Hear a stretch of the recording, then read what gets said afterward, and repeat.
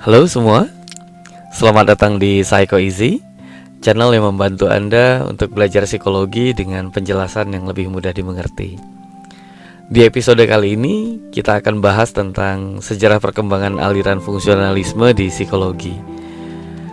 Kita coba bahas tentang bagaimana aliran fungsionalisme ini bisa muncul, berkembang, dan mempengaruhi cara kita memahami pikiran dan perilaku manusia.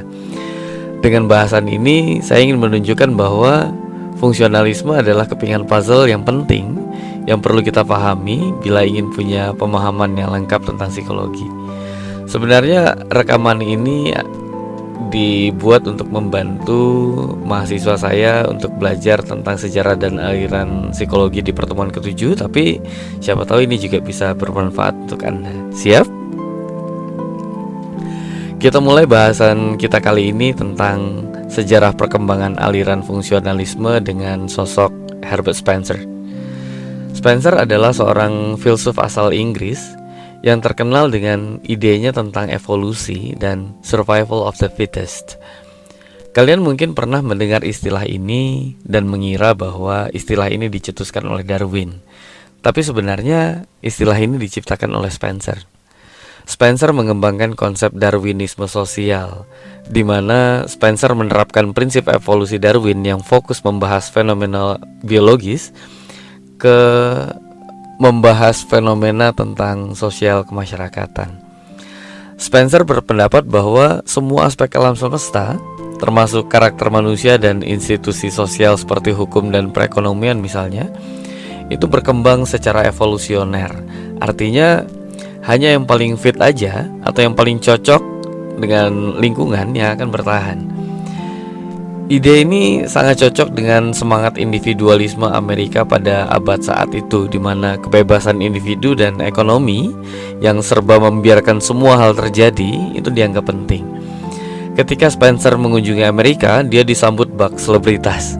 Tokoh-tokoh besar seperti Andrew Carnegie bahkan menyebutnya sebagai Messias. Meski demikian, konsep ini juga membawa kontroversi karena Spencer menolak adanya campur tangan pemerintah dalam membantu kelompok yang dianggap tidak fit, yaitu kelompok-kelompok yang tidak akan mampu untuk bertahan bila tidak ada campur tangan. Menurutnya, jika pemerintah mendukung perusahaan atau individu yang tidak bisa bersaing, hal ini justru akan melemahkan masyarakat secara keseluruhan. Mengapa Spencer dan Darwinisme sosialnya bisa begitu populer di Amerika pada saat itu? Karena pada masa itu Amerika adalah negara yang sedang berkembang pesat. Semangat kebebasan, individualisme, dan do it yourself sangat kuat di masyarakat Amerika Serikat pada saat itu. Orang-orang yang bekerja keras dan berhasil dianggap sebagai contoh dari prinsip survival of the fittest ini. Begitu pula dalam bisnis, tokoh-tokoh besar seperti James Hill dan John Rockefeller menggunakan konsep ini untuk membenarkan dominasi bisnis mereka. Tapi pemikiran Spencer juga menghadapi kritik ketika menjustifikasi ketimpangan sosial. Jadi dalam konteks modern, ide ini sering dianggap terlalu ekstrim karena mengabaikan pentingnya keadilan sosial dan peran pemerintah dalam membantu masyarakat yang membutuhkan. Nah, menurut kalian sendiri gimana?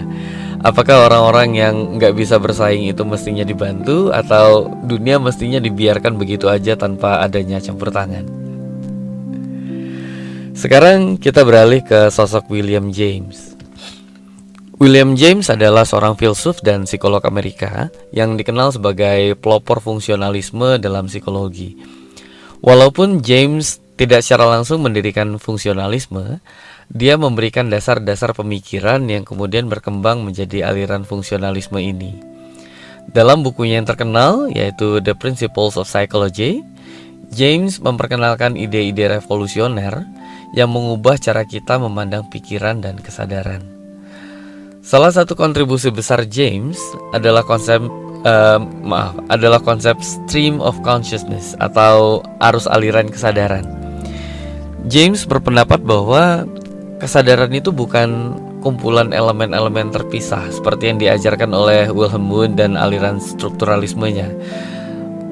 Kesadaran itu sebenarnya menurut James adalah sebuah aliran yang terus-menerus berubah. Artinya kesadaran itu nggak bisa dipecah jadi bagian-bagian kecil yang statis seperti sekumpulan sensasi ini dan sensasi itu, sekumpulan persepsi ini dan persepsi itu, sekumpulan rasa ini dan rasa itu, seperti yang diyakini oleh aliran strukturalisme.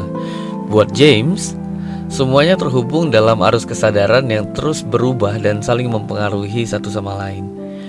Jadi buat James, pikiran manusia itu nggak bisa dipelajari dengan hanya memeriksa bagian-bagian kecilnya seperti halnya kita mempelajari jam tangan dengan memeriksa bagian-bagiannya. Pikiran manusia hanya bisa dipahami dengan memahami fungsi dan kegunaan dari pikiran itu sebenarnya untuk apa. Karena cara pandang manusia itu kan bisa berubah bila cara pandang tersebut tidak cukup berguna dan bila ada cara pandang lain yang lebih efektif. Jadi pikiran itu nggak statis seperti yang diyakini oleh aliran strukturalisme. Jadi fungsionalisme itu sebenarnya apa sih? Fungsionalisme dalam psikologi adalah pendekatan yang menekankan tentang pentingnya memahami fungsi dari mental dan perilaku manusia. Kesadaran itu kan ada untuk membantu kita bertahan hidup katanya, dan menyikapi tantangan yang ada di sekitar kita agar kita bisa mengambil tindakan yang tepat dan beradaptasi dengan lingkungan. Bila hanya memetakan pikiran dan perilaku aja tanpa memahami apa sesungguhnya fungsi dari pikiran dan perilaku yang terpetakan itu, maka nggak akan banyak gunanya. Kita akan tetap bingung mengapa pikiran dan perilakunya bisa begitu, dan kita juga tetap jadi clueless tentang apa yang perlu dilakukan untuk mengubahnya.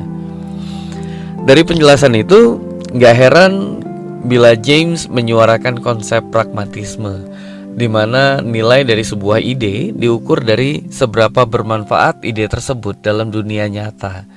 Buat James, psikologi harus menjadi ilmu yang berguna untuk memecahkan masalah nyata, bukan hanya membahas konsep-konsep abstrak yang gak banyak gunanya untuk memecahkan permasalahan real life, seperti yang dilakukan oleh strukturalisme.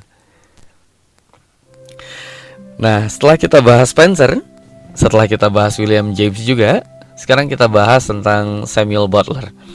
Kata Samuel Butler, yang berevolusi itu gak hanya manusia loh, mesin juga berevolusi. Butler percaya bahwa seperti halnya manusia, mesin juga bisa berkembang melalui proses seleksi alam, di mana mesin-mesin yang lebih efisien menggantikan mesin-mesin yang kurang efektif. Sama seperti perilaku-perilaku manusia kan, yang lebih efisien menggantikan perilaku-perilaku yang kurang efektif. Sama aja kan? Pandangan evolusi mesin seperti ini seperti menguatkan gagasan fungsionalisme. Bagi siapapun yang meragukan bahwa perilaku manusia itu terus berevolusi sesuai dengan nilai kemanfaatannya, maka pandangan evolusi mesin seakan berkata bahwa mesin yang benda mati aja berevolusi, apalagi makhluk hidup. Sekarang kita bahas tentang John Dewey. John Dewey berperan besar dalam mengembangkan fungsionalisme di Amerika. Karyanya, The Reflex Arc Concept in Psychology, menantang gagasan tradisional saat itu yang memandang perilaku manusia sebagai semata respon dari suatu stimulus. Dewey berpandangan bahwa meskipun dihadapkan pada stimulus yang sama, respon manusia bisa beda-beda, tergantung dari tujuan dan interpretasi orang itu tentang stimulus yang mereka terima. Jadi meskipun dihadapkan pada stimulus yang sama, respon manusia itu beda-beda tergantung dari tujuan dan interpretasi yang dimiliki oleh masing-masing orang. Dan respon manusia yang beda-beda itu hanya bisa dipahami dengan memahami tujuan orang itu dan interpretasinya terhadap situasi. Mengenali stimulus yang memicunya saja nggak cukup. Kita bahas James Roland Angel. Tokoh ini juga berperan besar dalam mengembangkan fungsionalisme di Amerika. Angel berpandangan bahwa psikologi semestinya mempelajari operasi mental, bukan elemen mental. Fungsionalisme fokus pada cara kerja proses mental dan bagaimana proses tersebut membantu individu untuk bisa berfungsi baik di dalam lingkungannya, bukan hanya sekedar menganalisis elemen-elemen terkecil dari kesadaran seperti yang dilakukan oleh strukturalisme. Angel juga berpandangan bahwa Psikologi itu semestinya memandang kesadaran sebagai alat yang membantu organisme beradaptasi, bukan sebagai kumpulan elemen-elemen statis semata. Buat Angel, kesadaran semestinya dilihat sebagai sesuatu yang dinamis dan berfungsi untuk membantu individu beradaptasi dan bertahan hidup, bukan hanya sebagai hasil dari elemen-elemen mental yang terpisah-pisah. Terakhir, Angel berpandangan bahwa psikologi itu mestinya mempelajari hubungan pikiran dan tubuh sebagai satu kesatuan holistik, bukan sebagai dua entitas yang terpisah. Fungsionalisme memandang bahwa pikiran dan tubuh itu saling terkait erat dan bekerja sama untuk memungkinkan munculnya perilaku yang adaptif. Angel gak sama sekali memandang bahwa pikiran dan tubuh itu dua komponen yang terpisah dan tidak saling terkait. Sekarang kita bahas tentang kontribusi dan kritik terhadap fungsionalisme. Fungsionalisme membawa inovasi besar ke dalam psikologi. Fungsionalisme memperkenalkan metode baru dalam mempelajari perilaku, termasuk observasi, eksperimen, dan penggunaan kuesioner. Berbeda dengan strukturalis yang hanya bergantung pada introspeksi. Fungsionalis lebih terbuka dalam mengeksplorasi berbagai teknik yang beragam. Fleksibilitas ini memungkinkan fungsionalisme untuk melampaui dan tidak hanya dibatasi oleh laboratorium aja. Ide-ide dari fungsionalisme menjadi dasar bagi psikologi terapan untuk berkembang, yang bisa fokus pada masalah nyata seperti pendidikan, kesehatan mental, produktivitas di tempat kerja, dan lain sebagainya. Fungsionalis percaya bahwa psikologi tidak hanya mempelajari pikiran, tapi juga mestinya menyediakan solusi praktis untuk tantangan yang dihadapi oleh masyarakat. Namun, fungsionalisme itu nggak lepas dari kritik. Para strukturalis berpandangan bahwa fungsionalisme itu terlalu luas dan metodologinya kurang jelas. Mereka percaya bahwa dengan fokus pada aplikasi praktis, fungsionalis sebenarnya mengorbankan ketelitian ilmiah dari psikologi. Tapi terlepas dari kritik tersebut, fokus fungsionalisme pada aplikasi praktis justru membuat psikologi jadi relevan dengan kehidupan sehari-hari dan membuka jalan bagi perkembangan bidang ini di masa depan. Jadi, meskipun fungsionalisme itu mungkin nggak bertahan sebagai aliran tersendiri di dalam psikologi, tapi pengaruhnya nggak bisa dipungkiri. Fungsionalisme membantu menggeser psikologi dari fokus yang sempit dari strukturalisme pada elemen kesadaran ke eksplorasi yang lebih luas tentang fungsi mental. Hari ini kita bisa melihat warisannya dalam berbagai cabang psikologi, mulai dari psikologi pendidikan dan perkembangan hingga psikologi industri, organisasi, dan klinis. Prinsip-prinsip fungsionalisme, terutama ide untuk memahami proses mental sebagai fungsi adaptif, juga bisa terlihat dalam psikologi kognitif dan terapi perilaku yang modern. Sebagai penutup, itu dia pembahasan kita tentang fungsionalisme. Kita sudah membahas tentang bagaimana pendekatan ini membawa perspektif baru ke dalam psikologi. Kita sudah menyoroti pentingnya proses mental dalam membantu individu beradaptasi dengan lingkungannya. Kita juga sudah bahas cukup banyak, mulai dari Spencer, William James, Samuel Butler, John Dewey, dan James Roland Angel. Dan dari bahasan itu kita bisa melihat bahwa fungsionalisme membuka pandangan bahwa nggak cukup bagi kita di psikologi untuk memahami struktur dan elemen kesadaran aja. Penting bagi kita untuk memahami fungsinya, barulah semua perilaku dan pikiran manusia yang aneh-aneh itu bisa make sense. Jadi itu dia yang sudah kita bahas. Terima kasih sudah mendengarkan episode hari ini. Jika kalian menyukai episode ini, jika kalian merasa episode ini membuat kalian jadi lebih mudah memahami materi perkuliahan sejarah dan aliran psikologi, jangan lupa untuk berlangganan dan bagikan ke teman-teman yang mungkin tertarik dengan topik ini. Belajar sejarah aliran psikologi itu mudah dan memudahkan.